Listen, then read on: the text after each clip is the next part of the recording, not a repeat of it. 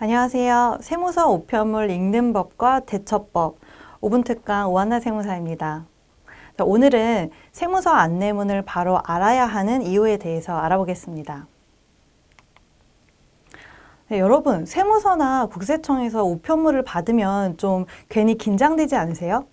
저희 거래처 사장님들은 이런 우편물을 받으면 세무사님 이게 뭐예요? 하고 이렇게 좀 걱정스러운 말투로 문의를 하시더라고요.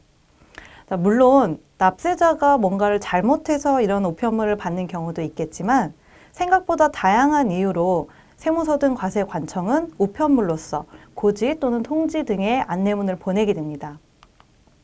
세무서에서 우편물을 보내는 이유 같이 알아보겠는데요. 먼저 과세관청이 국세에 관한 행정처분의 내용 및 이에 관련된 사항을 당사자 또는 이해 관계자에게 문서로서 알리는 절차를 서류의 송달이라고 합니다. 이런 서류의 송달, 그 이유에는 몇 가지가 있는데요. 먼저 과세관청이 고지하거나 통지해야 하는 의무가 있기 때문에 보내는 경우가 있습니다. 예를 들어 볼게요. 이 규정은 2019년도에 신설된 규정인데요. 납세자가 기한 후 신고로서 세액이 결정되는 경우에는 그 결정된 세액을 과세관청은 납세자에게 고지, 통지해야 하는 의무를 갖게 됩니다.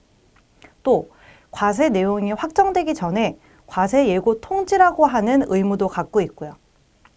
또 고지나 통지로서 효력을 갖게 되는 경정, 결정의 내용이 있고요.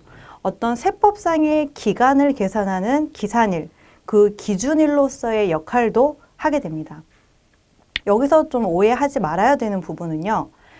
이러한 그 고지나 통지가 없다고 했을 때 과세관청이 그러한 고지나 통지의 의무가 이제 사라지는 것은 아니라는 것입니다.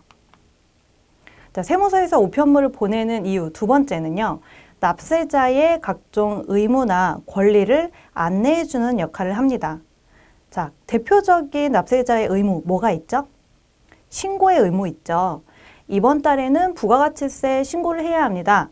이번 달에는 종합소득세를 신고해야 합니다. 이런 의무가 있습니다. 라고 알리는 역할을 하게 되는 거죠. 또 현금영수증 가맹점 가입 의무가 있다 라는 안내문도 보낼 수 있고요. 자, 반대로 이런 의무, 권리가 있습니다 라고 안내하는 안내문도 있는데요. 대표적으로 환급을 받을 권리 있겠죠. 이런 환급 받을 세액이 있습니다 라고 하는 안내도 우편물로서 받으실 수 있습니다. 자, 세 번째 이유는요. 과세 자료가 되는 내용의 확인이나 소명 자료를 요청하는 경우입니다. 납세자가 이미 신고한 내용이나 미신고된 과세 내용에 대한 그 자료를 과세관청이 요청할 수 있는 거죠. 자, 이런 우편물을 우리가 받았을 때 핵심 포인트가 뭘까요? 이 우편물을 나한테 왜 보냈을까? 나는 어떻게 대처해야 할까라는 문제겠죠. 그래서 세무서 우편물을 읽는 법과 그 대처법 강의를 제가 준비한 건데요. 이어지는 시간 동안에 각각의 우편물, 그 유형, 종류에 따라서 어떻게 읽고 어떻게 대처해야 되는지 알아볼 거예요. 자, 이런 우편물을 무시하는 경우에는 어떻게 될까요? 여러 가지 불이익이 생길 수 있겠는데요. 세법상 의무를 이행하지 않아서 생기는 불이익, 그리고 권리를 박탈당하는 불이익이 있겠습니다. 무신고, 또 납부를 하지 않는, 발급을 하지 않는 이런 의무의 불이행에 대한 가산세 있을 수 있겠고요. 불리한 세액으로 경정 또는 결정될 수도 있겠습니다. 나아가서 세무조사가 생길 수도 있겠고요. 반대로 권리를 박탈당하는 불이익이 있는데요. 불복 신청 기간이 경과하거나 소멸시효가 경과하거나 또 환급받아야 할 세액을 환급받지 못하는 경우도 생기게 돼요. 안내받고 나서 5년이 지나면 세액이 국가에 귀속되기 때문입니다.